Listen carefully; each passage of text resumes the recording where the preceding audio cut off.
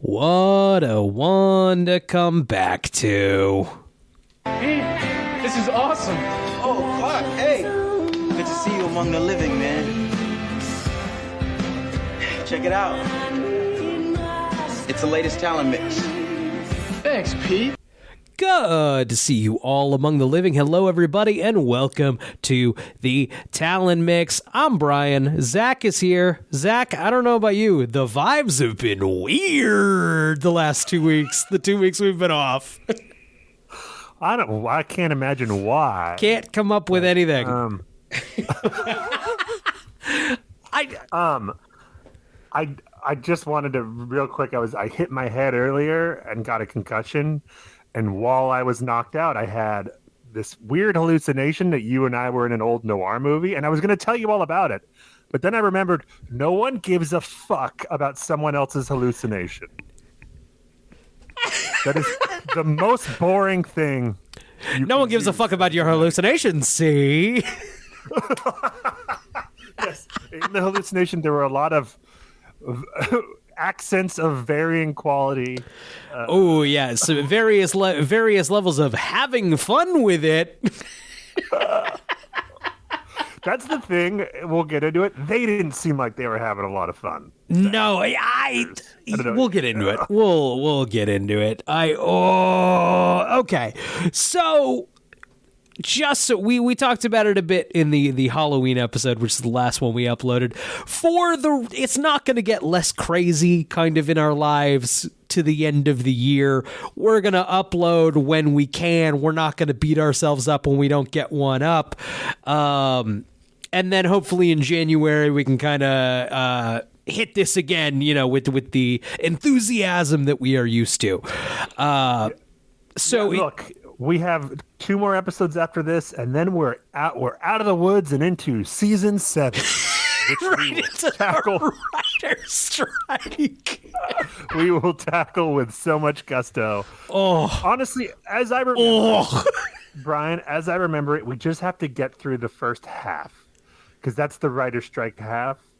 Yeah. And then they end real strong, and it actually has what might be the best episode of the show, if I remember correct, in the second half. Okay. So Okay. I hope so. Yeah. So, it'll be all right. It'll be all right. Is so bad that we have fun with it. Yes. Fingers crossed. Yes. I don't remember that being the case. We got through the Stones, and I don't know if it can get that much worse than the Stones. See, but the Stones were offset by like a lot of fun high school hijinks. Right. There'd be like a good story and then a real shitty B or C story. Right. No, yeah, we'd be having fun, and then they'd be like, and then here comes Dr. Quinn. Right. To talk about fucking Stones with her son. Right. Just fuck. Yeah. Oh God. Okay. This week we watched Noir. It's the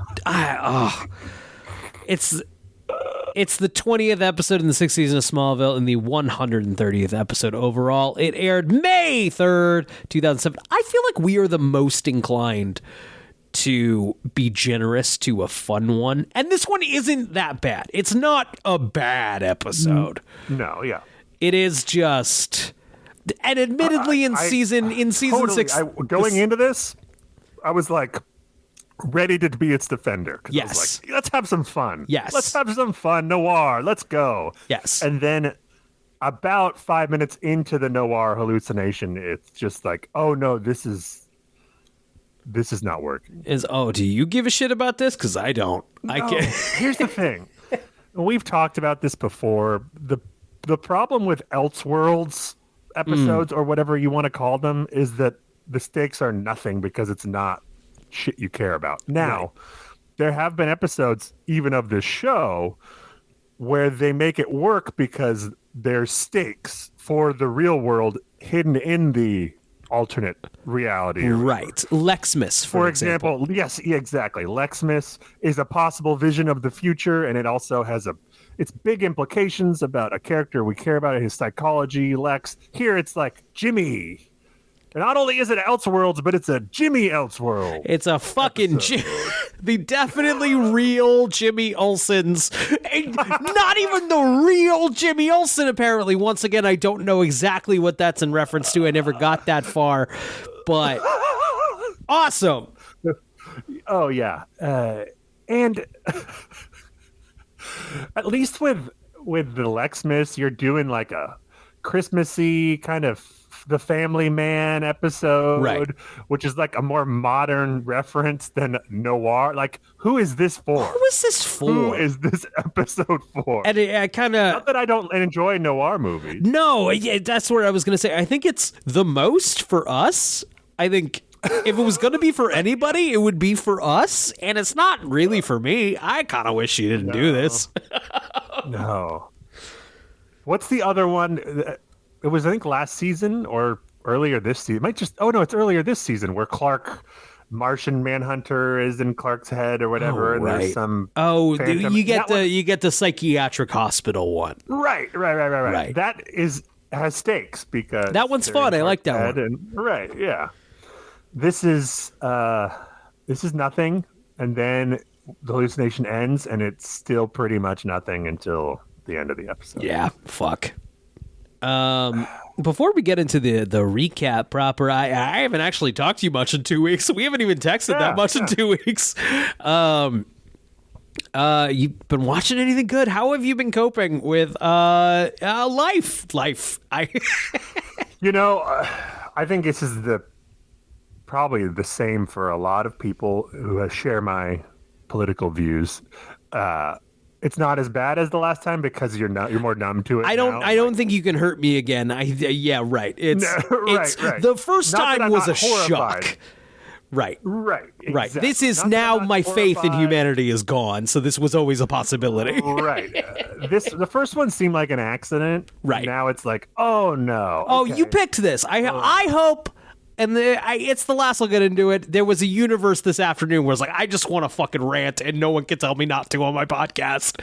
But yeah, absolutely. I will do it. Leave it at, I hope everyone gets what they fucking voted for, man. I truly hope it works out. I think the best we can hope for is that they're just so incompetent that they don't they don't do much damage because they're just like not good at governing and they're hiring all these jokers. But who knows? Anything's on the table at this point, and we truly don't know what's going to happen. We don't know. What bothers me is I'm stuck in the stages of grief phase. I'm stuck in angry. I'm just mad at everyone right now. And what is not helping is all of these general experts being like, and here's why this is like really bad. This is like really bad. Oh, cool. Where the fuck have you been with this shit? I figured it was going to be bad. It's so awesome to learn how bad it's going to be immediately after. Yeah. And that's only one of the things. I'm mad at everyone. I mean, I'm hoping he is still listening to the show because we know he listens. I don't like Superman. Don't like him. Illegal immigrant Superman. Superman should be an American job. Oh gosh, not an alien from Krypton. Blah blah blah. I hope he's listening, and so we will have so much influence on him because that's people get his ear, and then he just listens to them, and then he just listens to them. So listen to us. Let's get him. Let's get him real into Smallville. That's what happens. Everyone who sells their soul to be part of his cabinet because they're like, I'll be the one that'll persuade him and win him over. Right. I'll be the one to tame this guy. Right. Though taming is out. No one's trying to tame him this time. We're like 70 cabinet members later. No one has been able to have an effect on this fucking guy. I will say, if you're feeling doom and gloom, like I have, first off, in the most existential way, the government was never going to save us. I highly recommend looking into your local mutual aid. charity is the wrong word. Mutual aid is not charity. Mutual aid is looking out for your neighborhood and your community. My local mutual aid, MAD RVA, owns and runs a free grocery store. It is on like Saturday mornings, we have an actual, it's not a food bank, it's not a food pantry, it is a free grocery store, fully volunteer run, fully donation based, and it's fucking awesome. And hey man, if shit gets bad, we're all gonna have to learn how to take care of each other. So mutual aid is the answer. Look into mutual aid and how you can help there. That's what I recommend. Dope. Yeah, to anyone who's hurting, we're with you. Yeah. And then if you're not hurting, if you voted for him, hey, I hope it goes well. I hope you were right and I was wrong. Fingers crossed. Not holding my breath. Not holding my breath. Not holding my breath on that one. I'm rooting for this experiment called America to work out. I've had my moments of like, well, we had a good run. Did we? I'm hoping it works because I live here. There's some W's. We got some W's. We got a couple of W's. A fucking Top Gun Maverick was pretty fucking good.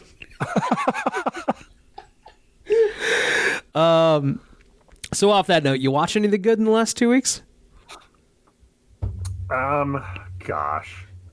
Let's do this old school. Let's do what we've been watching. I finally started doing some theater movies. I saw the Juror Number 2. I don't know what that is. That's Clint Eastwood's possibly final film. Oh, right. It was good. It was fine. It was a B.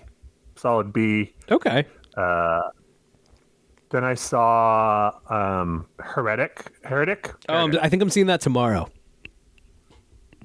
I didn't know anything about it going in other than that Hugh Grant was in it and it was a horror movie. Yeah. And so I had a lot of fun, particularly with the first half. Like a lot of horror movies these days, it kind of loses steam for me. Yeah. But it's still, I had fun with it, and I would give that a solid B as well. The first half is fun enough to where I'd be like, you're gonna enjoy it. Yeah. I'm looking forward to it. It was one of those. It's my wife's birthday, and we're celebrating tomorrow. And I was like, well, what are we gonna see? Hereditary or Heretic is the one we're both most interested in. It feels like one of those, and this is very common with horror, especially these days, is where we took off in the plane and it's really exciting, but we didn't know where we were going to land. And now, like, I think in horror, and I think it's a problem across the genre, and it's my favorite genre, is the question is more interesting than the answers usually. Right. I mean, that's the Stephen King thing, right? Right. The whole Stephen King thing. Yes. It's the, It Follows is the movie that scares the shit out of me. I don't know. That just pushes every fucking button I have in the spooky zone, except for the third fucking act where it just becomes kind of Scooby-Doo and like, oh, we know the rules and we're going to beat it. Well, like, now I'm not fucking scared anymore. Right. Then when they start trying to give you rules and it's like, first of all, they don't follow the rules, but they start giving you rules and you're like, I didn't need rules with this, man. It's fine. Right. It's fine. Just being what it was. I think it was better when it was just being spooky.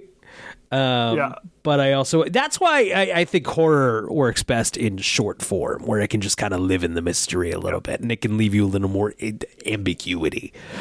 Yes, there's a lot of high concept movies, and it's not just horror, but high concept movies where we had an hour's worth of stuff. Yeah. We're pulling it to an hour and a half. Yes. And I get it. But these days with streaming or wherever these things, like, you could be a little more elastic with the runtime. Just be an hour. I'd rather have a dope fucking hour than or do two of those and fucking package them together. Yeah. Grindhouse. Fuck. We have a lot of that's the thing in the 50s, 60s, a lot of those old horror movies, those B movies would just be an hour. Right, like 70 minutes. Yeah. And even then they were still often too long.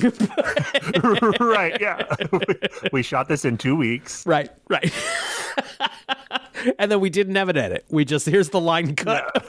Yeah. It's often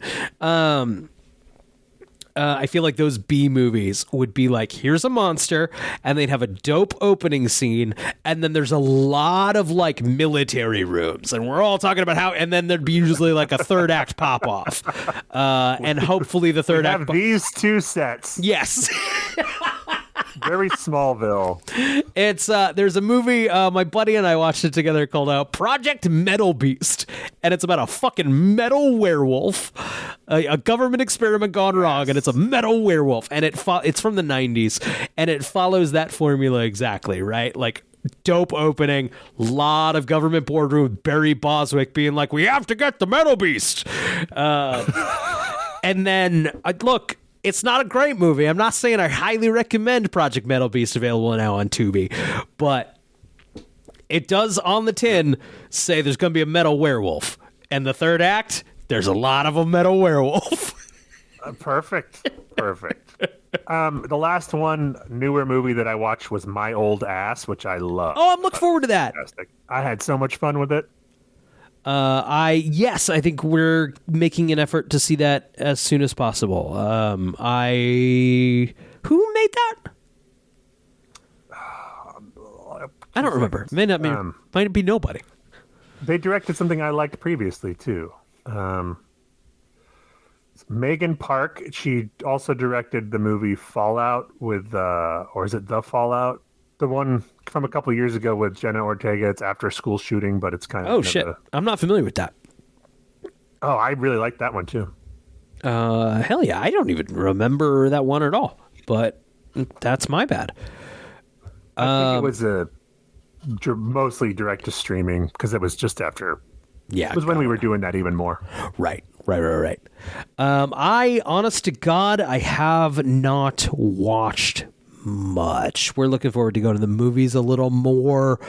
I'm just in full terrible twos on a toddler, and so struggling a little bit to watch movies to the degree that I normally like. We saw a NOIR. Do you know much about this? Oh, you did text me that. No, I just know that it's supposed to be really good, and it's about a sex worker. Yeah, this is Sean Baker, who did the Florida Project, Tangerine, Red Rocket. This was the Palme d'Or winner at Cannes this year, pretty unanimously, just really, really critically beloved. I would put it in a firm quite liked it. I don't know if I'm as bowled over by it as... If I had just seen this completely blind, no expectations there, I think I would have really been like, yes, it is very good. Now it's got this caveat of I wasn't fucking... It's the Oscar frontrunner. I think it's too good to be the Oscar frontrunner.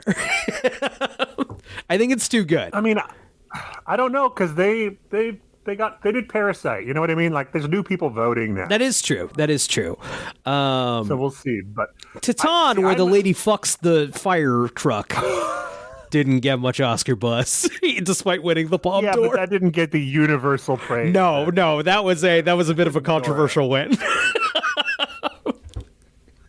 I loved Titan. That was great. I haven't seen it. I really. I'm not a body horror. It's body horror-y and it's very metaphor-y. I don't know if you would like it as much as I did, but I loved it. It's just a lady fucking a truck, man. The only Mikey Madison movies that I've seen that I know of are Scream 2022 or whatever, and Once Upon a Time in Hollywood. And in both of those, she's kind of dialed up to 11 in a way where I'm like, I never was like, oh, this is a great actress, but she's supposed to be so there's good. There's definitely still an 11 quality here. Really? But it's very good. This is a breakout performance for her for sure. It's as someone who loves the Scream movies, my big pet peeve with those movies is that after the killer's revealed, they all looked at the first Scream and were like, okay, we all have to be Matthew Lillard. Yes. We can't. None of us can be Billy Loomis. We all have to be Stu. Yeah. We all have to be like the Riddler, like Jim Carrey in Batman Forever for some reason. The Mask. The worst was the most recent one with I don't want to spoil the ending, but the leader of the killers in the most recent one. I think I saw that one. I don't remember. I think I saw it. Spoiler alert for Scream 6, okay? Dermot Mulroney. Yeah, okay, I did see that one. And he's like, oh man, he's in the fucking stratosphere once he turns out to be the killer. I remember liking those, but yes, that is, yeah. Like, you can just be a psychopath. You don't have to be like frothing at the mouth. Like theoretically, you had enough of your shit together to put on this massive charade. Right. Like, you can convince other people that you have it together. Now convince me. right? Yeah. So Nora, I recommend, especially if you liked Uncut Gems. I think Nora's very much in that vein of just a sleazy. It's despite getting all this critical stuff, it's a very fun madcap kind of adventure, for lack of a better word, through sleazy New York. Really, despite all this like sometimes a lot of critical praise can be like, it's not a homework movie at all. It's very, very enjoyable. The trailer kind of made it look that way, and so I was like, no, it's honestly, I laughed probably harder than I have in a theater hell yeah, in a while. I liked Sean Baker's Red Rocket better. But this was very, very good. The only other thing I've watched in the month of November so far is my daughter. I get up with my daughter in the mornings, and we normally watch Sesame Street, and it was a Sunday morning, and I just couldn't fucking do Elmo.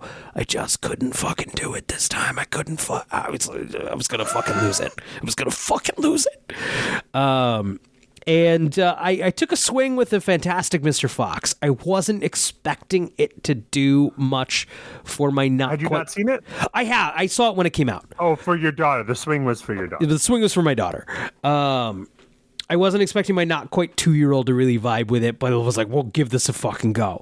I had a blast revisiting it. Wonderful, wonderful film. Probably liked it more than when I saw it the first time. I was a very like contrarian Wes Anderson guy. Still don't quite connect with it. Sometimes it's a little too stilted, you know. Sometimes it just, you know, at arm's length to the emotion going on, but sometimes it works like gangbusters. Absolutely. I'm willing to bet when I see Asteroid City, I'm going to be like, yeah, it was really good. But I also feel like I get it. I feel like I know what I'm going to get when I go in there, and like nothing in there I feel like is going to surprise me. Asteroid City is definitely on the better end of. I believe it. I bet I'm going to love it when I see it. It's a W for sure. I believe it. I fully believe it. But Fantastic Mr. Fox thought was wonderful, and then my not quite 2-year-old loved it. There we go. She So she watches it with me. So typically how a weekend morning works with my wife and I is one of us gets up with her, and then the other, my wife can sleep in as long as she wants. And then when she gets up, I can then go take a nap for as long as I want. That's how we typically trade it off. So my wife gets up, and my daughter is immediately jumping into more Fox. So my wife then watched Fantastic Mr. Fox. And to be clear, my 2-year-old was not really into the theme or the humor or the action. She just liked pointing at the animals. But once again, what about Isle of Dogs? That'll probably be next. I haven't seen it, so we'll probably do that one next. Fell asleep during it, so I need to watch it sometime. I don't think that's an indictment on the movie. I think I was at home and tired. Like, fair enough. It's not the time to watch it. I haven't watched much else. I've caught I threw on Pluto TV a lot. the free like linear channels, and so like I watched half of like Mission Impossible 3. I caught some of The Mummy, but I haven't like front to back watched a full fucking movie that much. I miss it. I'm not feeling good about it. I feel like I'm doing a bad job, and that's not a cool way to treat your hobby. Well, no, you've got a more important job. I had rented the Blu-ray from my local library of the movie Gladiator for I haven't seen it in a long time. Possibly a different podcast. Yeah. And it had been sitting in my apartment for like over a month, and it was overdue, and the new movie's coming out. And I was like, should I wait and watch it for when I finally record an episode on it, or just watch it now? So I watched it. Yeah. I'm excited to talk about it. It's going to be a good conversation. If we end up covering it on possibly another podcast. I'm sure we will at some point. We'll deal with that in January. I'm excited to revisit it. I haven't seen it since it came out. It's fine. It's solid. It's interesting. It's not like the greatest movie of all time, but it's like a well-made gladiator movie. Yeah. I remember it was when it came. I was a little younger when it came out. I don't know, 7th, 8th grade. I don't know. I think that's around there. And it was one of those, like, my only real movie absorption was what adults I knew were saying, and my dad was like, that was the best fucking movie I've ever goddamn fucking seen. So I'm like, yeah, Gladiators are a really good movie, I guess.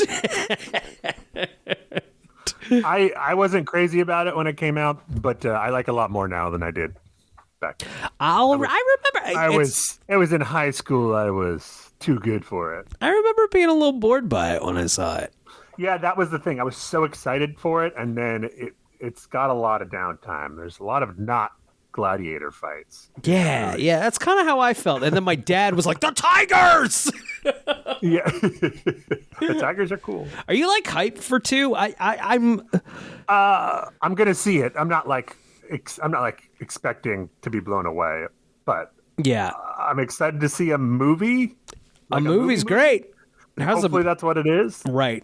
I'm in one of those of like, once again, I haven't seen the original since it came out. I'm a little like, yeah, if everyone says it's good, great, Right.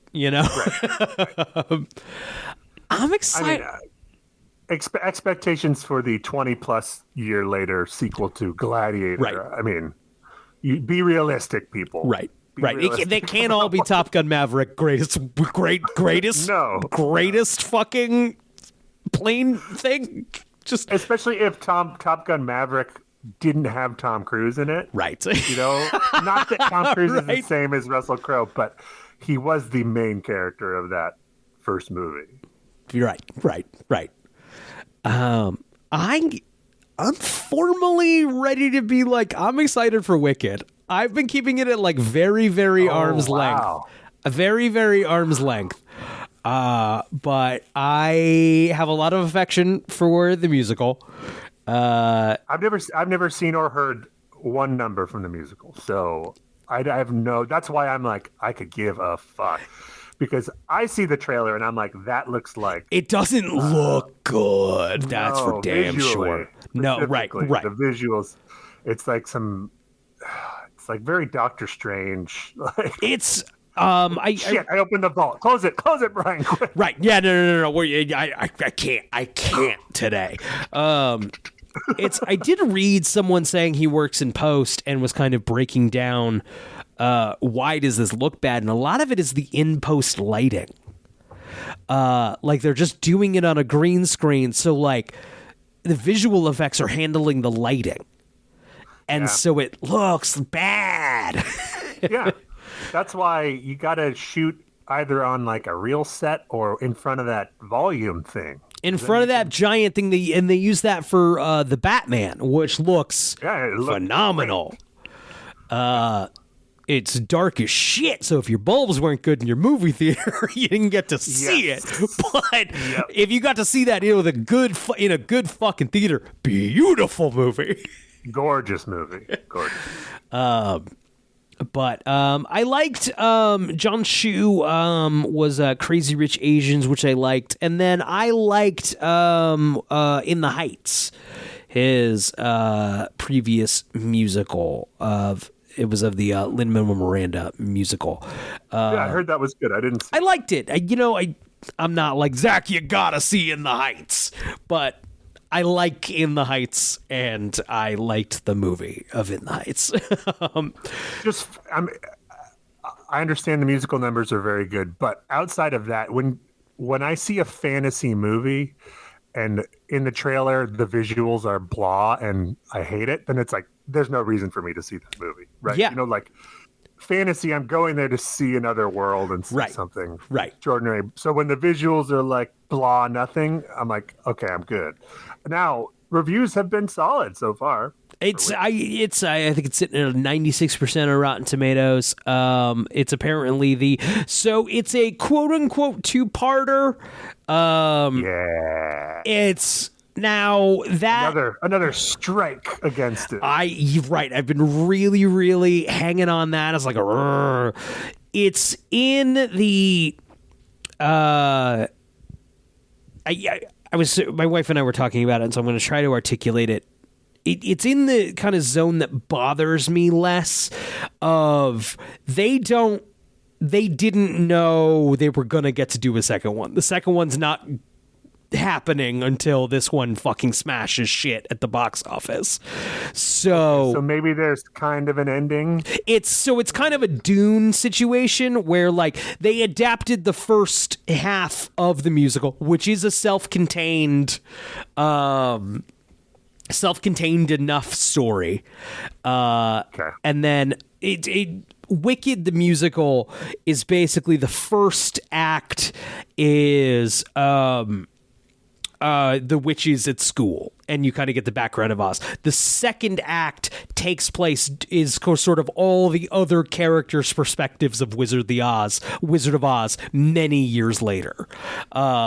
Okay, so the second movie is going to cover the Wizard of Oz story, basically. Yes. From a different point of view. Yeah, right. Gotcha. But it's, you know how like the It movies took the book, which runs the kids and adult stuff kind of simultaneously, and just took all the kids stuff and made a movie? I could see how you could do that for Wicked effectively. And so I'm generally considering how people are like, oh yeah, people who like didn't know the musical are like, what's the other? There was stuff missing. That seems like a good sign. Good. Yeah, that's a good sign. We'll see. I hope. That's it. That's all my thoughts on Wicked. I guess we should stop beating around the bush and get into this episode, huh? Yeah, this is some grade A avoidance right here. Yeah. Some real procrastination. We're going to have to talk about this. We have to talk about it. Crack open on another beer for this one. Okay. Jimmy has set up a film projector in the empty basement of the Daily Planet for a private screening of The Big Sleep with Chloe. Chloe is more amused that Jimmy knows every word, but their romantic moment ends abruptly when they hear a gunshot. That's not amusing, Jimmy. First of all, do not encourage him, Chloe. No one gives a fuck if you know the words to the movie. No one knows. Keep that shit to yourself. Other people are trying to watch the movie. When people do that, it makes me want to strangle them. Stop. I'm all right. I will argue I'm okay in a couple of circumstances. You're at a midnight screening of Jaws. You're saying people can't be like, smile, you son of a bitch? Yeah, I'm saying that. Whoa! Here's why, Brian. Here's why. I went to my local repertory theater. They were playing Evil Dead 2. I had never seen Evil Dead 2. I don't want to hear someone else say the line as it's happening or before it's happening when I've never seen the fucking movie. I don't know, man. It sounds like you probably should have seen Evil Dead 2 before going to see it at a repertory screening. I wanted to see it in the big screen. I don't know, man. I don't know. I love you, but I think maybe Why do you need you're to wrong. say the line? Why do you need to say the line? Because it's fun. It's a fun communal experience of a cult movie. No. I don't know, man. Terrible. It's I I was at the same theater I saw Tim Burton's Batman there, and there was this lunatic a couple rows back who was from the beginning of the movie saying not just the big ones, all the Joker's lines with him.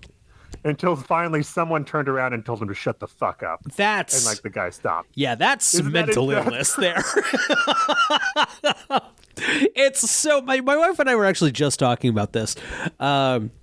We went to a couple of years ago a repertory screening of Jurassic Park, and it was a midnight Jurassic Park. And there was a row in front of us, all friends, and they were very enthusiastically commentating on the film. And it was and there were now in the rows behind us, there were some people audibly mad at that row ahead of us. And in the middle. And now Emily had never seen Jurassic Park. This was her first time seeing Jurassic Park. Oh, I would have been livid. It's so. If I was with someone who hadn't seen it and people were talking, I would be like, "Let's go." We've settled on, if you go to a midnight repertory screening, the rules are looser. At least for us, that's how we feel about it. Yes, the rules are looser. Brian, if it's midnight, I'm with you. This was when I'm talking about Evil Dead 2. It was not a midnight. Sure. The rules are looser at midnight. We still agreed this was too rowdy of a crowd for Jurassic Park. Too rowdy of a row for Jurassic Park. Yeah. But the rules are a little looser. You can say faster, must go faster. Not right. Maybe not entirely derail everything when but who knows I'm hardcore about it. I think if you're in the movie theater, shut the fuck up and watch the movie, laugh, enjoy yourself, react appropriately, but don't ruin the experience for other people. That's my general vibe about the movie theater. I'm in fundamentally the same boat. Snakes on a plane.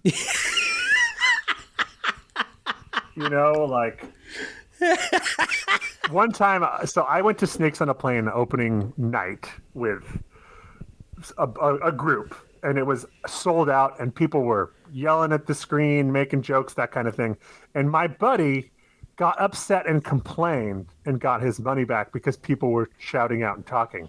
And that's one where I was like, it's Snakes on a Plane. You got to read the room. Yeah. Right, well, literally everyone there was doing it. So it wasn't like one group of people. Right. And no one's seen it before, so no one's like saying the lines, Right. This is just the meme movie. I saw Snakes on a Plane alone in Vancouver. That's the first movie I saw in Vancouver. I had fun. I had a good time. Was literally designed to be made fun of. It's pretty much.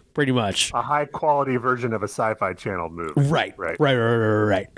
I liked Snakes on a Plane. I remember having a good time with it. I don't know if that opinion holds up. I haven't seen it since theaters, but okay. Sorry, real fast. No, I gotta keep going on this tangent. Go, yeah. Have you ever seen The Room with a crowd? I've never seen it, period. Fuck, we gotta find a situation. And don't get me wrong, it's a total 2010s thing. It's over. But I was a big The Room fan of, like, anytime, my repertory theater showed it, we were there. We did costumes. We would quote the whole fucking movie. For anyone unfamiliar, The Room is one of the worst movies ever made, but in probably some of the most fun ways of, it's the bizarre choices. Right. And it over time, as it got screened over and over again, varying rituals developed, and that's the point of seeing The Room, is to go do the whole thing, sort of in a Rocky Horror Picture Show kind of way. One of the peak examples is Mark, a character who's sleeping with the main character's girlfriend, is Lisa. What's with the lights? What's with the music? There's no music playing. The candles. There are no candles. The sexy dress. She's not wearing a sexy dress. So a ritual would go, Lisa, what's with the music? What music? The candles. Right, yeah, What candles? Et cetera, et cetera, et cetera. At a screening of there is a scene in the movie where they're mixing scotch and vodka, and they're getting drunk, and they're pouring scotch and vodka into a single glass. And now typically this results in a chant of scotchka, scotchka, scotchka as they drink it. But there was this man behind me who proceeded to, I believe improvised, sing a song about scotchka. And it was the theater's rapt attention as he just belted out this beautiful ballad to scotchka. I don't remember He rehearsed it, Brian. I don't remember any of the lyrics. I've never seen anything like it again on the internet. I don't know where the fuck this guy is, but I just want him to know that is a hauntingly beautiful memory. That will live in my brain forever. So that's when talking in a theater is really okay, when it's The Room.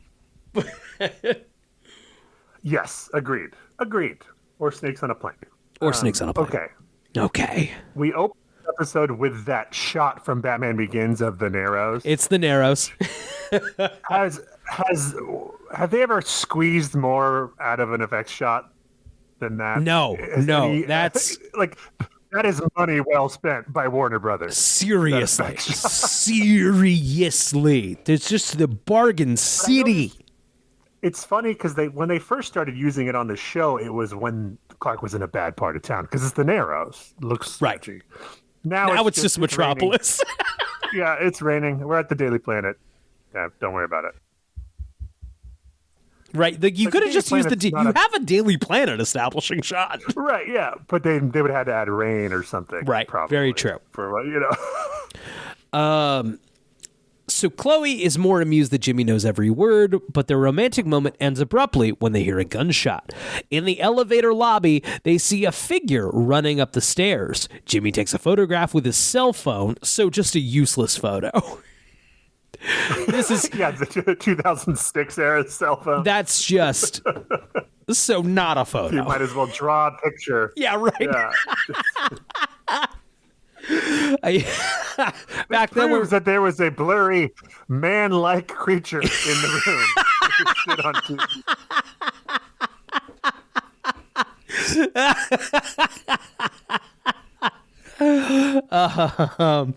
So Chloe is shocked and speechless to see a woman's foot caught in the elevator door. The door opens to reveal Lana Lang, dressed in an evening gown, unconscious and bleeding from a gunshot wound to her shoulder. Dun, dun, dun.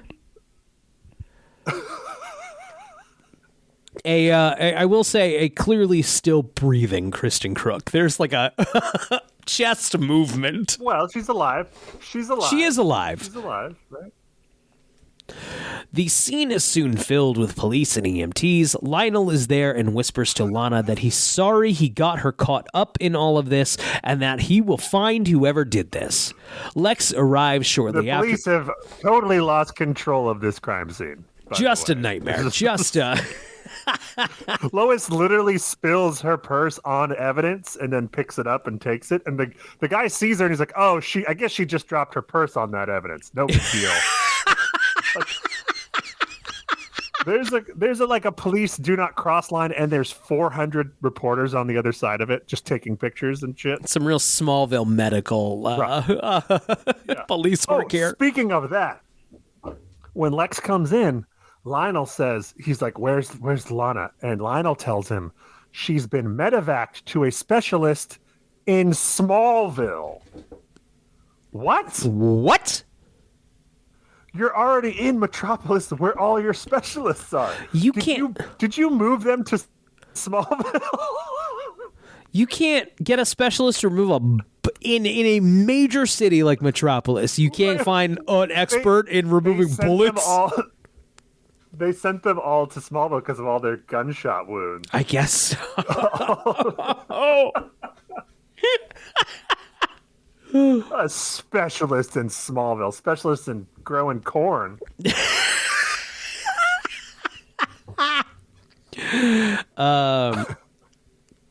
Lex arrives shortly afterward and demands to know what Lana was doing with Lionel.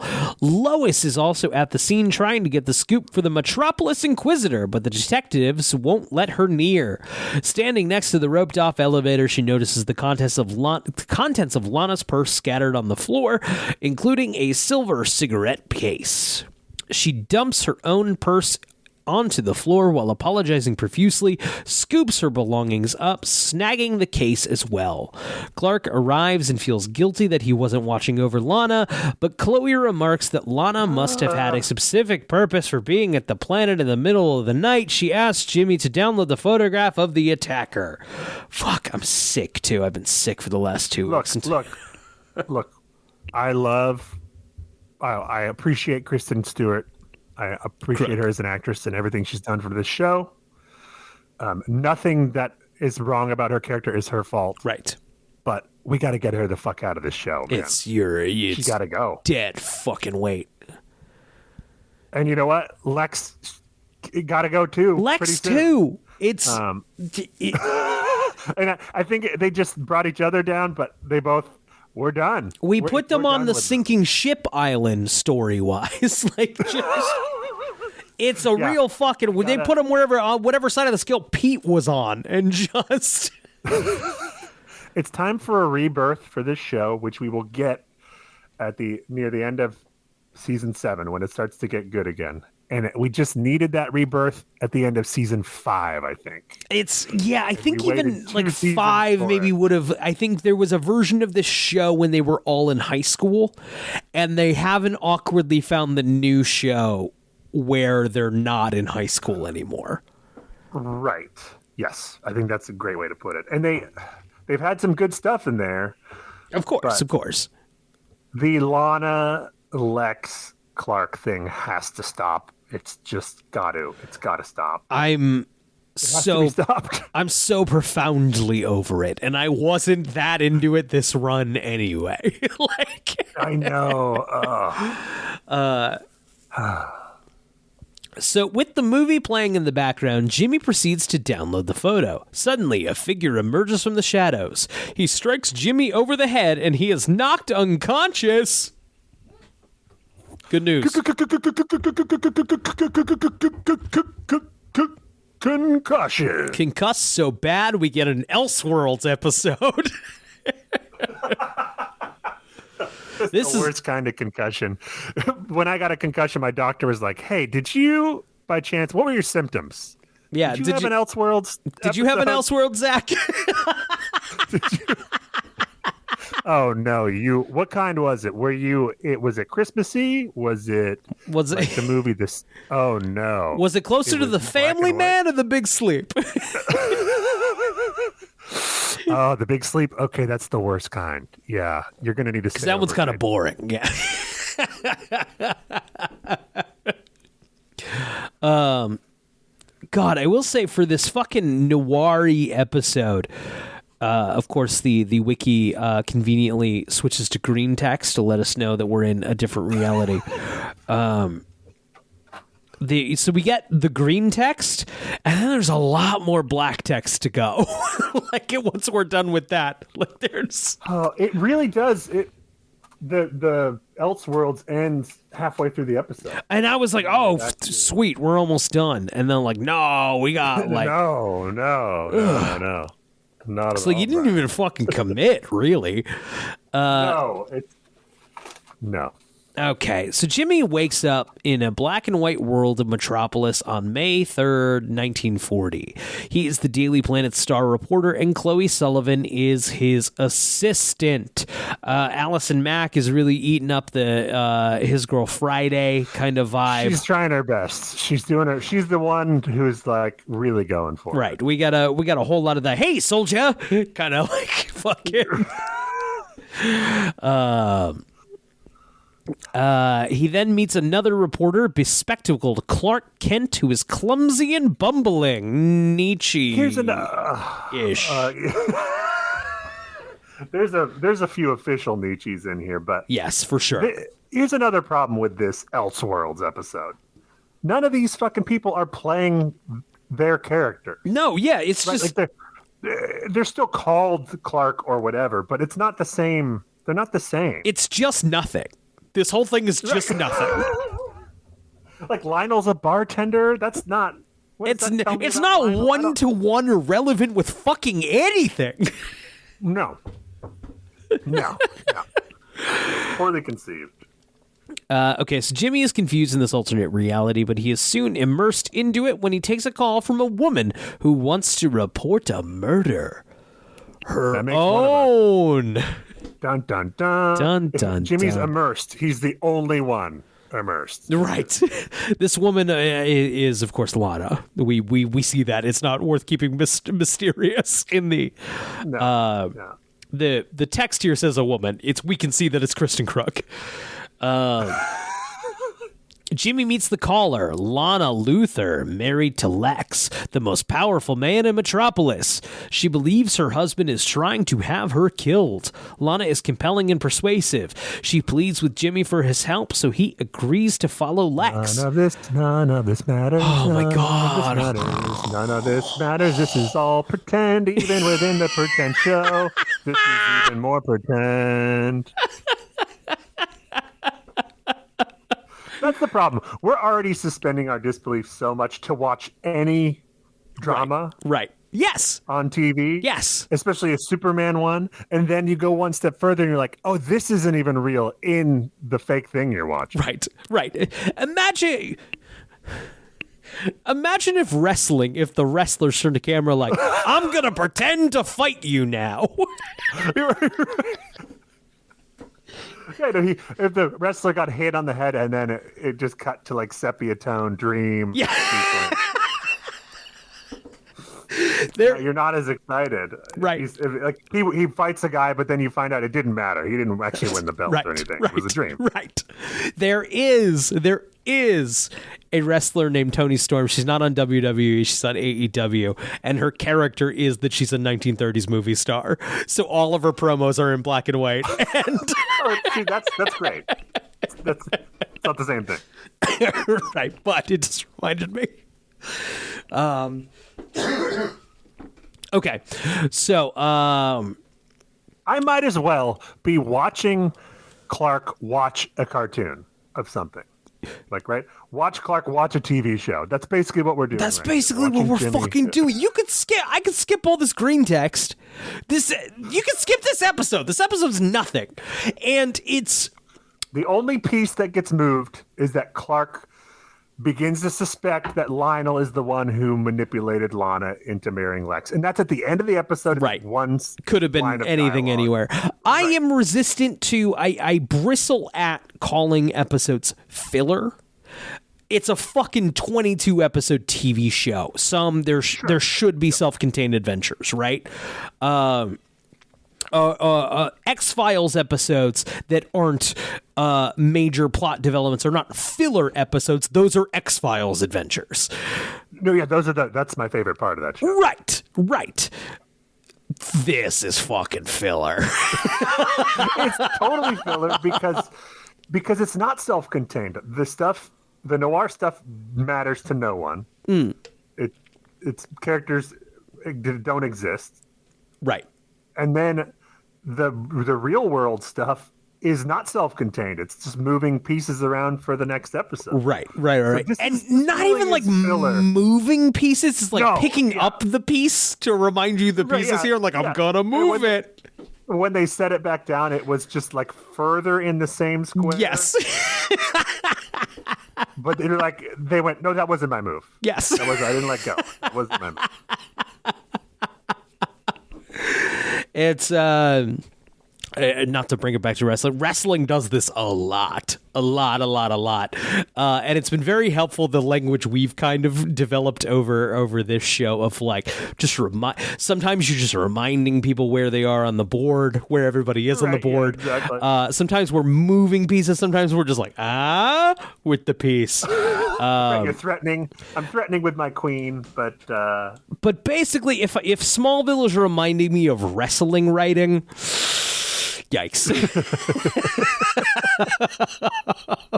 Yikes. Fuck, he could have used some wrestling writing in that wrestling episode. Wrestling, yeah, seriously. Wrestling does 52 shows a fucking year.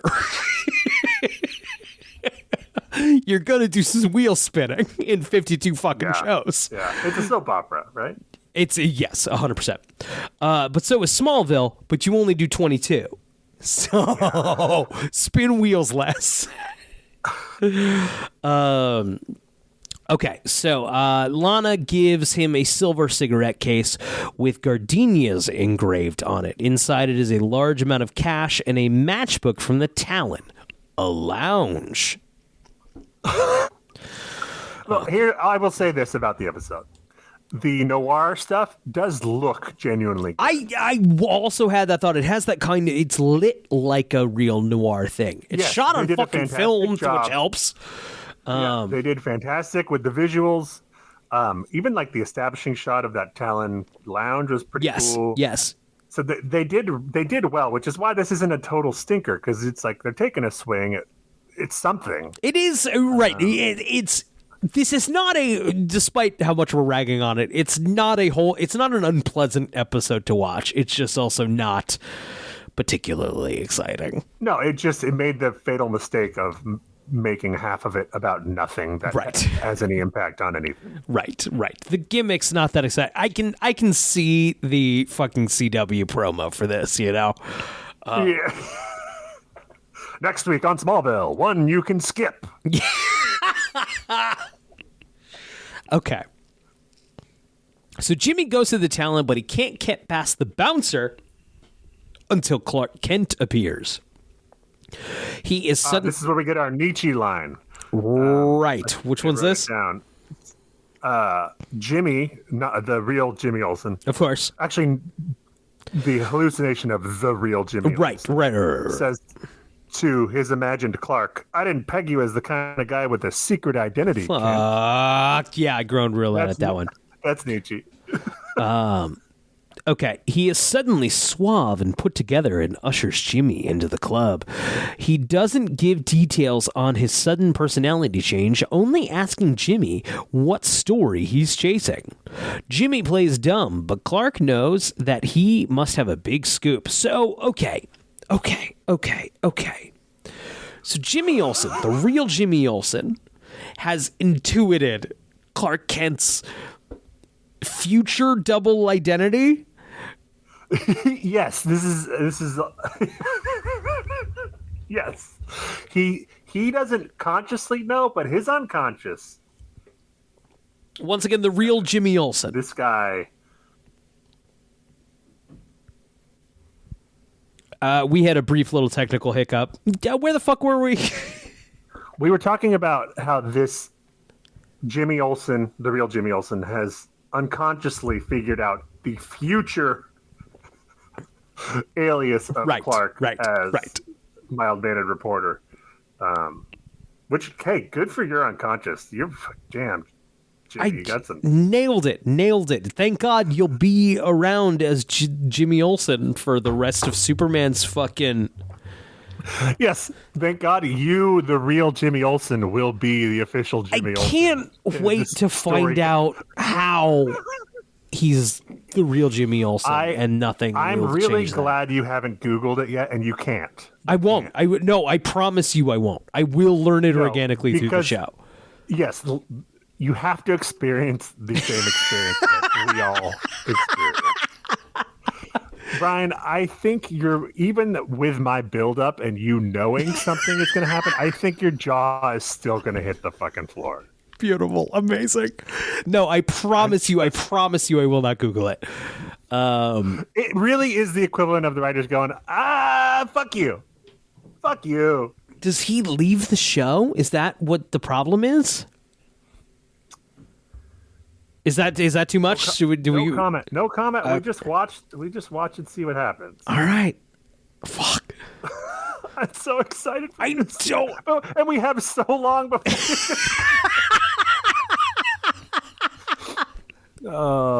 Oh boy. Can't wait. Okay, the owner of the lounge, Lionel Luther, approaches and asks Clark why Jimmy is with him. Clark just says that Jimmy is down on love. Okay, so Lionel Luther, as the owner of this lounge, the Talon, I will say, we've asked, who the fuck is this for? Who was this fun for? It was fun for John Glover. That old fucking queen is just fucking here for this. Chewing on a cigar. Just he's in his fucking zone here. He loves this, and I love it for him. See, you as the writers, you know that. Make this a Lionel-centric. Make it a Lionel-centric episode. John Glover's having the time of his fucking life with this. He would have easily been more involved in this episode. You know who doesn't look like they're having fun? Who? Michael Rosenbaum. No. Does not look like he's enjoying it. This man is no longer enjoying his job. No, he's ready to go. He's ready to go. And it's funny how mutual that is for me. We just said, like, I remember the feeling of what? No, Michael Rosenbaum can't go. Yeah, you gotta go, big guy. No, it's time. It's time. Okay, fine. Let it draw out for another season. Right. All right. The three men stop their conversation when the star of the lounge takes the stage. As she sings, it's Lois. As she sings, I don't know why the fucking Wiki's beating around the fucking bush and pretending it's fucking Erica Durance walks down the stairs. It's her. It's not a fucking surprise. She walks down, you can see it's Erica Durance. As she sings, Lionel and Lex talk about what Jimmy and Clark are up to. Clark catches Jimmy eyeing Lex and realizes that Jimmy is after him. He claims that he'll help him, but Jimmy is skeptical. When Clark leaves, Lionel tells Jimmy that every night Lex makes a big exit, but he isn't really in his car. Jimmy watches Lex leave, and when Lex secretly ducks into his car, Jimmy follows him into an alley. He sees Lex approach the lounge singer, who is Lois, and listens as she complains that they'll never be able to be together. Lex remarks they can continue their affair when his wife is, quote, out of the way. Jimmy snaps a photograph of them kissing and speeds away. Lois and Lex have never had a fucking scene together. So, like, what is this supposed to be? I was so mad here, dude. You're muted. You're muted. Oh, that's why. Okay. I tried to interrupt you, and you just kept going, and I was laughing so hard because I was like, he just get through this fucking recap. Just go. I was saying, note for the wiki writer. We don't need this much detail on plots that are imagined. This is nothing. This is nothing. This is like sometimes when they do like a blow-by-blow of a fight scene, like, what are we doing, wiki writer? Oh, I mean, it's thank goodness we have the wiki, because if we were recapping this episode, we would have been like, and then there's a hallucination, and then we're back to the real episode. That's all it is, and then there's a hallucination, and then we're back to the real episode that isn't that good. Like, yeah, right. Because they spent all the money on the hallucination. That's 2 acts. 2 acts. I think it's 2 fucking acts. So Jimmy, a 40-minute show's 5 acts. This was 2 of them. Yeah. Jimmy has intuited Clark's secret identity thing, but it's his intuition is way off about Lois and Lex. Yeah, right. Why did they do? Why did they do that? They needed something for Lois to do in the episode. I guess so. It's not 1-to-1 with anything going on. So this is really, really nothing. Yes. Yeah. It's nothing in every way that it could possibly be nothing. Remember the end of Titanic when the old lady is like, and he saved me in every way you possibly can be saved. That's the opposite of what happened here. Yeah. Yep. All right. Jimmy takes the photograph of Lex with the singer. I know the wiki just keeps referring to as the singer. See, I just thought of an example, like The Usual Suspects, spoiler alert. Yeah. The twist is that is all or mostly made up, at least partly made up by the person telling the story. It's unreliable narrator. The difference there is that we don't know that until the end. So we're not watching the movie going, this is nothing, this is nothing, this is nothing, this is nothing, this is nothing. Right. And then even in subsequent viewings, it all still fits together emotionally, like it all. Right. And the guys he's talking about were real. So part of this might have happened, some version of this. Right. He's just not the guy he says he is. Right. So there's something there. Cool movie made by a bunch of people who are definitely not canceled now. Yeah.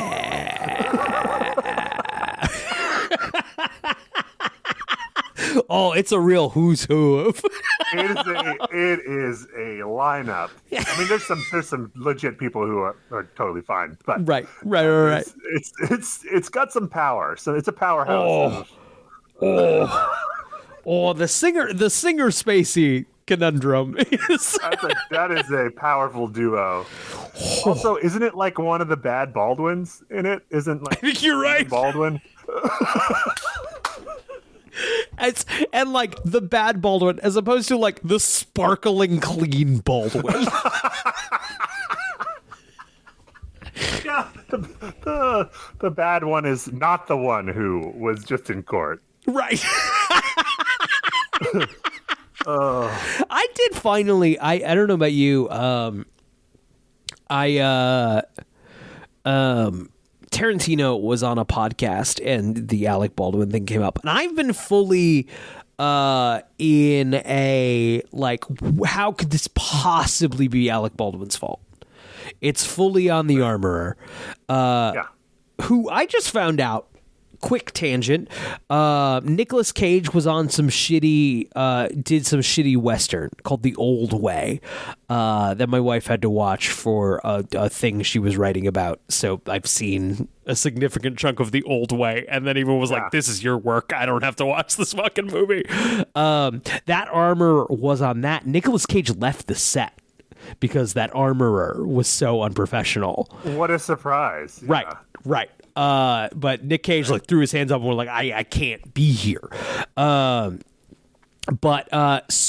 Tarantino said like it is 90% that armorer's fault. Baldwin still got 10%. Once that gun enters your hand, you are responsible for it. I get that from just like a personal perspective, and I'm sure Baldwin feels the same way. Right, he feels at least 10% of guilt. From a legal perspective, the buck has to stop with the fucking person whose job it is. Right. Yes. The armorer. Agreed. The buck has to stop there. And it's not like there's some training program that the actors have to go through that is like a standard that I know of. There is, so my understanding is SAG does have gun rules. You are supposed to be you are supposed to like, there are rounds, you know how many rounds are in it. You should be announcing very loudly one of these rounds did not go off. Yeah, well then you know, I never thought he was totally without any blame, but like Tarantino said, it's like 10% top. Right. I was in like, I don't understand how this is his fault at all. To now like, okay, all right. But like, obviously it's mostly on this armorer who has been consistently problematic across production. Right. And, it's not something that Baldwin should have been on trial for. Right. I think is absurd. I think it's because he's the famous one. Right. There was a lot of famous can help you out a lot, but it could also make some like small town district attorney want to take you on. Right. I always love not to defend Alec fucking Baldwin that much. But you and I aren't like friends with Alec Baldwin. We don't have any skin in the game. Right. But I always loved seeing on Reddit of people like, well, as executive producer, he was in charge of hiring. Like, oh, you don't know how movie roles work. You don't know anything about movies. Well, look, he was a producer, so in that sense, he's definitely liable for like producer stuff. Once again, I didn't even think he was an executive producer, which on movies is nothing. But that's that's like a money thing. That's not like right. The producer wouldn't be culpable in. I don't know. That set sounded like a fucking disaster. Yeah. That movie.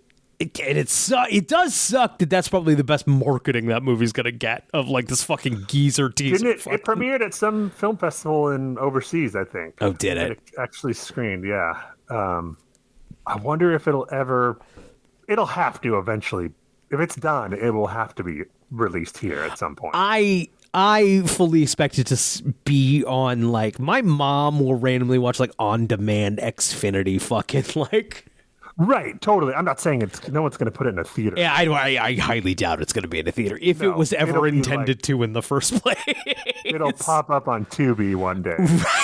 Yeah, exactly. It'll get streamed. It's made. It got finished. Right. So yeah, but yeah, I think Tubi Xfinity on demand is where maybe it's gonna go. These fucking geezer teasers of old man with gun. Anyway. Any other thoughts on Rust? That's how good this episode of Smallville is. Oh, God, we have so much fucking left. Oh, we rerouted to talk about a huge controversial thing from like 4 years ago. Yeah. Which we could have talked about on this show when it happened. I don't think we ever did. No, I think we wisely were like, let's not say our two because we don't know what the fuck happened. Right. Now that more has come out, it's okay for us to have our bad take about it. Yes.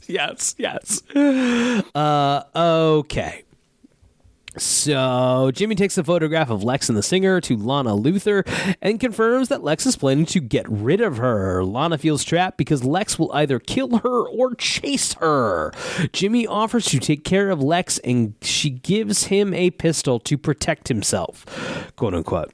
Jimmy meets Lex, who nonchalantly says he'll have Jimmy killed. Jimmy shows him the photograph and says that he has proof that he was trying to kill his wife, but Lex counters and says he's simply going to divorce her. He warns that Lana is deceitful and reaches into his jacket. Jimmy impulsively reacts and shoots Lex. With his last breath, Lex mutters, "Gardenia." Once again, not the real Lex, not the real Jimmy, not the real Lana, not the real anyone. This doesn't fucking matter. Nothing has happened. Diegetically, nothing has happened. So with that spirit in mind, there's a long paragraph here. I'm just going to fucking read it. Go. You know what? You read this paragraph, and I'm going to go to the bathroom. Great. Here we go. Lex's death by an unknown suspect is the main headline, and Chloe knows right away that it is Jimmy. She finds him at the Talon, drowning his sorrows. He confirms that he did shoot Lex, but Chloe thinks he was set up. She reveals that Clark Kent has also been calling Lana Luthor.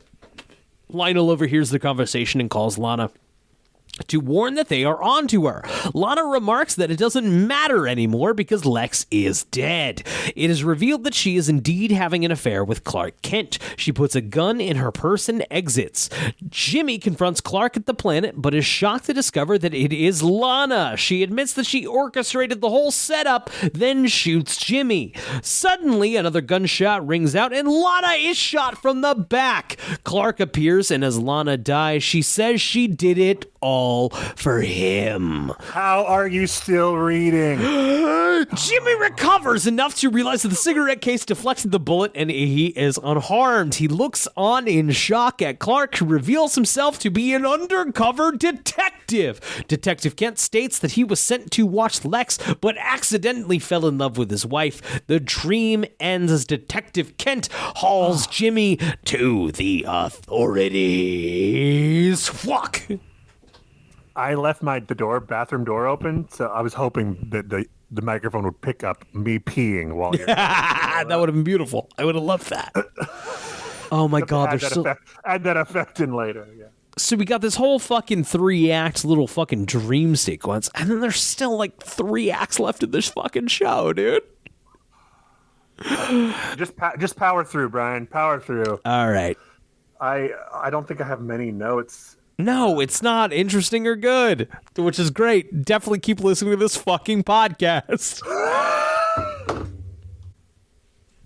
Oftentimes, when I'm watching an episode of Smallville for this podcast, yeah, I find myself not engaging with it, and then I'm like, okay, hey man, because it's the 4th time through for a lot of these episodes. Right. I'm like, hey, you got to meet this thing halfway. You got to make an effort to engage with this show. You're not doing that. This time, I tried so hard to care about this episode. I could not make myself care about any of this. I couldn't do it. I don't always put that effort in that you've said you've got to do, that you've placed upon yourself. I'm sometimes just playing my fucking Game Boy. This one, I was watching more than I do other ones, and I'm like, wait, I'm fucking confused. Is this not like in the Lex Lana bit in the dream sequence? I'm like, is something going on that I don't understand what's happening right now? Yeah. And there's nothing. Nothing is happening. Nothing is happening. All right. Go ahead, Brian. Get us out of here. Finish this paragraph. Oh, buddy. Okay, we got one, just for a heads up here, we got one big paragraph. I'm going to get through it. Okay. A little one. I'm going to hold a chunk one, and then 2 little ones. So I'm going to get through this worst of it one. 3. Great podcast. This is a great podcast. Jimmy awakens in the present to a concerned Chloe. She says the photograph of the attacker has been deleted, but Jimmy, remembering the dream, theorizes that Lana had ulterior motives for being at the planet. He notices the cigarette case is missing from the scene. They use the elevator memory to find out what floor she visited. The floor for political correspondence. They break into Brennan's office, the only reporter that was still on the floor at the time of the shooting. Brennan appears shortly afterwards, and they question him. They know that Brennan was the one who struck Jimmy. Brennan admits that Lana contacted him, but before their meeting, he heard a gunshot and ran away. He knew police wouldn't believe his story, so he erased the photo. He is then shot dead through the office door. Jimmy runs after the gunman while Chloe calls Clark. They fight in the lobby, but the gunman gets the upper hand and knocks Chloe off the balcony. A phenomenal CGI shot of Chloe against a fucking, just standing upright against a green screen. And then Clark catches her and she's like, whoa, you didn't have to wait till the last second. How quickly we grow accustomed to miracles, huh, Chloe? Yep. Maybe I just let you hit the ground next time. How about that? It was a fun little bit of banter, though. I believe Clark responds to that with, what's the fun in that? God forbid something fun happened in this episode. Someone flirts in this episode. God for fucking bid. There's all sorts of not flirting in the not real hallucination by the not fake Jimmy Olsen. Yeah, very true. She falls down the middle of the spiral staircase, but Clark catches her just before she hits the floor. He sneaks away just as Jimmy arrives. Jimmy has knocked the gunman out, and Chloe hugs him. Lois arrives at home to find Lionel waiting for her. He demands that she give the cigarette case back. Inside is a flash drive, but Lois says that it is empty. However, Lionel opens it and views a video file in which Lex is conversing with Senator Burke about Project Ares. Lois realizes that even Lionel did not know that the senator was involved. Lionel simply remarks that whoever shot Lana wouldn't hesitate to kill her too. Yes, Zach, question. This is my favorite scene of the episode. Is it? Lois comes home to her apartment, and Lionel is doing his classic, I'm waiting here, just sitting in your living room. Yes. But this time, he got a little buddy with him. One of his little guys. Yes. But he's not sitting with him. He's just standing next to him. So Lionel's just chilling on the couch, and this guy's just standing there for who knows how long. Were they playing cards or something? And then they heard her come, and it's like, okay, you stand there, stand behind, go back. intimidating. Yeah, just like did these. Pretend we've just been sitting here. Okay. Hello, Lois. Like, I just love the patience Lionel must have when he's like, you know what? I'm going to do one of my I'm waiting here in your home things tonight. I have a few hours to kill. As this guy is like, it's 2007. Like, did you see the Dark Knight? You see they cast Heath Ledger in the Dark Knight? Oh, yeah, I don't know. I don't know how I feel about that. Hey, we're doing a thing. We stand here silently. Shut the fuck up. Shut the fuck up. Okay. And then he gets this flash drive that she stole from the crime scene that belongs to him, right? Right. He doesn't know what's on this, but he knows it's something sketchy. And he proceeds to plug it into a laptop. Is this his laptop that he brought over? Is this Lois's laptop? It's not clear. Right. He doesn't put a password in, so I don't know. Right. And then he proceeds to watch the video in front of Lois for no reason.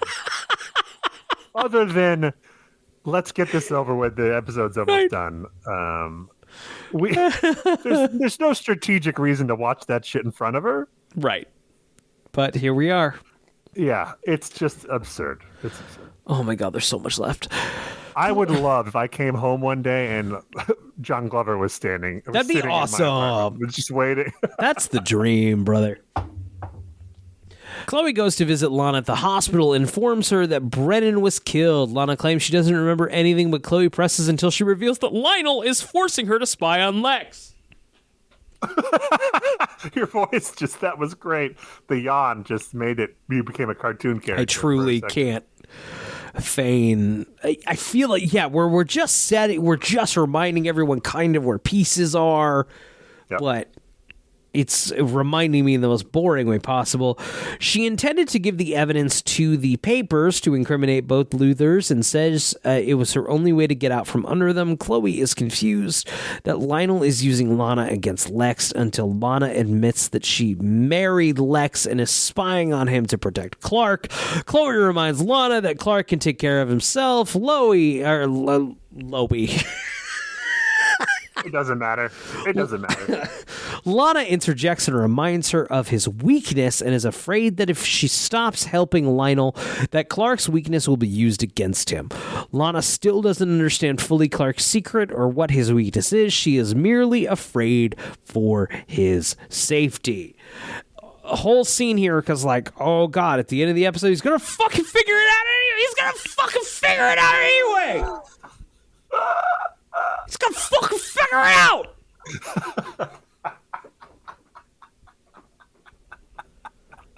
I'm clipping so you can tell I'm fucking mad. Clark is frustrated that all leads to Lana's attacker have met dead ends since the attacker was killed while in police custody. He is highly agitated when he realizes that Chloe is purposely not investigating and correctly guesses that she knows something that she's not telling. He gets upset and storms away, determined to find Lana's attacker with or without her help. Chloe stops him and points out that he's kept his secret from Lana for many years in an attempt to protect her, quote unquote. Clark asks if she is doing this to protect him? ? Clark states that Lex wouldn't put Lana in a compromising situation and decides there's only one other person who would be able to control her, Lionel. Or you, Clark. Or you, buddy. There's so much heavy lifting and sweatiness done in this last two scenes to make it so that, and actually over the last few episodes, to make it so that Lana can't just tell Clark that Lionel. Right. It's like, she literally says in the scene, I know I don't know Clark or really any of the real truth about him, but you can't tell him about this because... So it's like, but you can tell Chloe? Yeah. Come on, just it's actually, I'm pretty sure Clark can handle this one. Actually, right. I can smell the sweat coming off of yes. It reeks. Lex is leaving the hospital when his bodyguard informs him that the gun that shot Lana belonged to Lex. He speculates that she was carrying it for protection, but Lex doesn't know from whom. Chloe meets Jimmy outside the town. He announces that he is promoted and is leaving Kansas on assignment. But he wants to take a photograph with his girl before he goes, and they part on an optimistic note. I thought the episode was done, and before you read that last paragraph, I was so disappointed when you started talking. Yep. Okay, that's the end. That's the end. Fucking hell, that one was brutal, dude. We have 2 more episodes left, and usually the penultimate episode, for whatever reason, is really bad. I don't remember if this one is or not, but usually it is. Yeah. This wasn't a great sign. Feature music this episode, The Finger Points to You, instrumental by Maxine, and then Somebody Else, performed by Erica Durrance. Erica Durrance was fine. The title of this episode is Noir. Noir refers to film noir, French for black film. Film noir was a crime drama movie genre, usually featuring murder under suspicious circumstances. Black and white films were extremely popular in the 1940s. Okay. This is one of 2 episodes in which Jimmy is the main protagonist. The other is Sleeper. Just now. Oh, yeah. Oh, no. That's a season 7. Okay. I think it's Jimmy as secret agent. Oh, that sucks. So Jimmy episode just sucks so bad. I do believe that it does take place in the reality of the show Smallville, though, so it has that going for it. Here's a fun bit. The shot of the 1940s Daily Planet signage is from the 1950s TV show The Adventures of Superman. Oh, that's fun. That's fun. Martha Kent does not appear in this episode. This is Jimmy's last appearance as a recurring character this season. He's a main character in season 7 and season 8, where I assume we will just confirm that he is the real Jimmy Olsen. Looking desperately for anything interesting. During Jimmy and Lana's conversation in the 1940s, the Vancouver SkyTrain can be seen in the background as speedily moving lights. The sound the SkyTrain usually makes is masked with the sound of a regular train, making it part of the scene. I spent a little time on that train. Yeah. Around now. Yeah, you might have been on that train. I could have been. Could have been.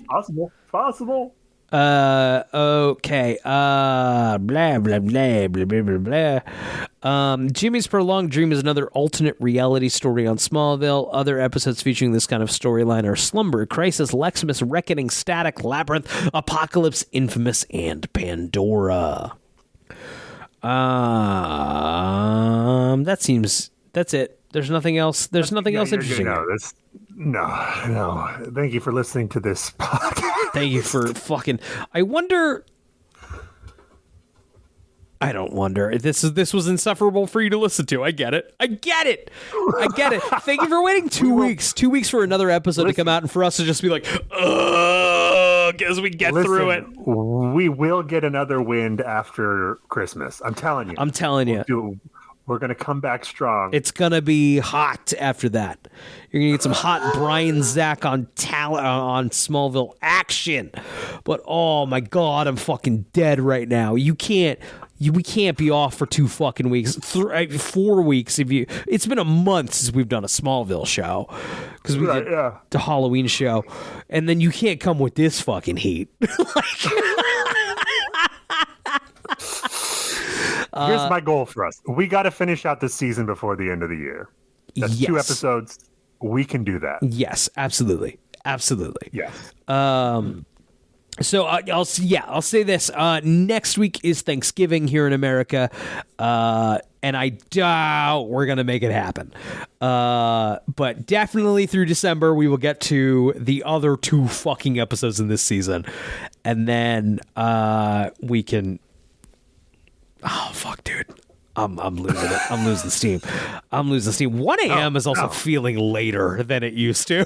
yes. We'll talk about that. We can adjust that. We'll figure it out. All right. Thank you so much for listening to the Talon Mix. We appreciate everyone, especially while we're going through this slightly rough patch. It, hey, life gets in the way sometimes of your hobby Smallville podcast. We have links and stuff that don't. I would feel so disingenuous to be like, subscribe to our Patreon after this hour and a half we just did. Yeah, do not rate based on this episode. Don't leave a review based on this one. Just don't do anything. Just keep on living your life. You owe that to yourself right now. It's tough times out there right now. Take care of you. Take care of you. Zach, do you have a question for the Smallville gods? Yeah, I have a question. Are we going to make it? We'll see you after We'll see you in December, everybody.